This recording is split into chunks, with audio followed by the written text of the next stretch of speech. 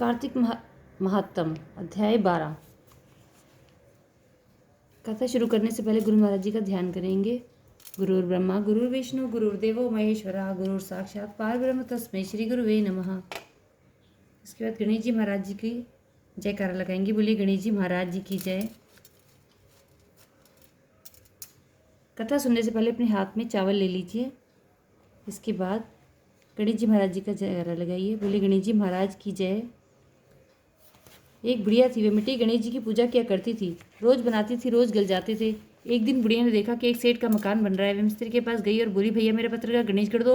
मिस्त्री बोला कि जब तक हम तेरा पत्थर का गणेश गढ़ेंगे जब तक पूरी दीवार नहीं चिल्लेंगे। बुढ़िया बोली कि राम करे तुम्हारी दीवार टेढ़ी हो जाए। ऐसा कह के बुढ़िया चली गई। शाम को सेठ आया तो उसने पूछा कि आज कुछ भी काम नहीं किया। तो मिस्त्री बोला कि बुढ़िया आई थी, कह रही थी मेरा पत्थर का गणेश गढ़ दो। हमने नहीं गढ़ा तो कह गई तुम्हारी दीवार टेढ़ी हो जाए।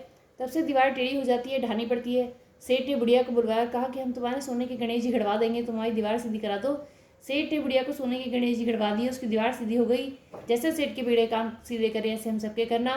कहते सुनते हुंकारा भरने वालों के करना। बोलिए गणेश जी महाराज की जय। कार्तिक महात्म अध्याय 12। नारद जी बोले, जब जलंधर इंद्रादि सब देवताओं की खोज में सुमेरु पर्वत की गुफाओं की ओर आया तो उसे पुनः आता हुआ देखकर इंद्र सहित सभी देवता भय से कांपने लगे और भगवान विष्णु की स्तुति करने लगे। असल संहारक भगवान विष्णु को जब देवताओं की स्थिति ज्ञात हुई तो उन्हें बहुत दुख हुआ और क्रोधित होकर गरुड़ पर चढ़ गए और लक्ष्मी से बोले कि तुम्हारे भाई जलंधर ने देवताओं को बहुत सताया है। उन देवताओं ने मुझे पुकारा है, इसलिए मैं शीघ्र ही युद्ध के लिए जाऊंगा। लक्ष्मी बोली कि हे प्राणनाथ, यदि मैं आपको प्रिय हूँ तो और सदा मैं आपसे प्रेम करती हूँ, तो आप मेरे भाई का वध करने के लिए क्यों उद्यत हैं। भगवान विष्णु ने कहा कि जलंधर भगवान रुद्र के अंश से जन्मा है और ब्रह्मा ने उसे वरदान दिया है कि उसे केवल भगवान रुद्र ही मार सकते हैं, और फिर वह तुम्हारा भाई है और तुम मुझसे प्रेम करती हो, अतः मैं जलंधर का वध नहीं कर सकता, लेकिन युद्ध में तो मैं जाऊंगा ही। ऐसा कहकर गरुड़ पर आरूढ़ भगवान विष्णु शंख चक्र गदा और खड्ग को धारण किए हुए वहां पहुंचे जहां देवता उनकी स्तुति कर रहे थे। गरुड़ के पंखों की प्रचंड वायु से पीड़ित और बादलों द्वारा उड़ाए गए दैत्य आकाश में इस प्रकार उड़ने लगे जैसे बादल उड़ते हैं। जलंधर ने जब देखा कि असुर पवन से पीड़ित हो रहे हैं तो वह क्रोधित होकर विष्णु के पास जा पहुंचा।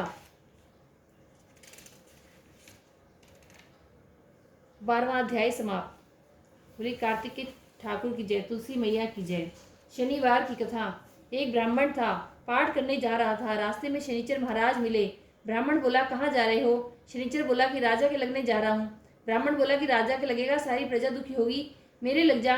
शनिचर बोला कि कितने समय के लिए।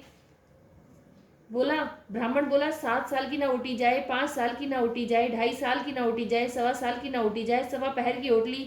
नदी के किनारे जाकर बैठ गया, आसन बिछा के पाठ करने लगा। ओम नमो भगवते वासुदेवाय नमः 5 बार करके माला फेरने लगा। नदी में 2 मतीरे बहे जा रहे थे, उसने निकाल के घोड़े के नीचे रख लिए। राजा के लड़कों के सिर बन गए। एक आदमी ने देखा कि राजा के लड़कों के सिर काट कर रखे हैं, तो ब्राह्मण ने कहा कि किसी ने कहिए मत ना करे, मेरी दशा लग रही है। उसे 1 से कही, 2 से कही, सारी नगरी में बात फैल गई। राजा ने आदेश दिया कि ब्राह्मण को सूली पे चढ़ा दो। सोने की घड़वाई वो भी टूट गई, चांदी की घड़वाई वो भी टूट गई, तांबे की घड़वाई वो भी टूट गई, लोहे की घड़वाई वो भी टूट गई। जो घड़वावे वही टूट जावे। इतनी देर में 1.25 पहर पूरा हो गया। राजा के लड़के खेलते खेलते आ गए। रानी बोली, महाराज ब्राह्मण सूली पे चढ़ा दिया होगा, अब हमारा पाप कैसे उतरेगा। राजा बोला, जाके देखो। देखा तो ब्राह्मण पाठ करने लग रहा है। ब्राह्मण के ज्ञान विज्ञान जाने था। बोले, मैं तो कुछ नहीं जाने था, मैं तो पाठ करने जा रहा था। रास्ते में शनिचर महाराज मिले। बोले, कहाँ जा रहे हो। बोले, राजा के लगने जा रहा हूँ। मैंने बोला, राजा के लगोगे सारी प्रजा दुखी होगी, मेरे लग जाओ। शनिचर बोला, 1.25 साल की ना उठी जाए, 7 साल की ना उठी जाए, 5 साल की ना उठी जाए, 2.5 साल की ना उठी जाए, 1.25 साल की ना उठी जाए। 1.25 पहर की ओटली। 1.25 पहर में शनि ने ऐसे रंग दिखाए। वो लोग कहने लगे कि इसकी दशा कैसे उतरे। सोने चांदी का दान, लोहे का दान, पीतल का दान, पर ये राजा तो कर दे, गरीब कैसे करे। गरीब तेल की पारी, गुड़ की दली डकौत को दे दे। 7 बार पीपल में जल चढ़ा दे, कह दे शनिदेव मोटा कभी ना आए टूटा। शनिवार की घड़ी घड़ी ले 70 बला टली।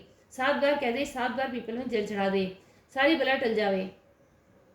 बोलो शनि महाराज की जय। कार्तिक के ठाकुर की जय। तुलसी मैया की जय।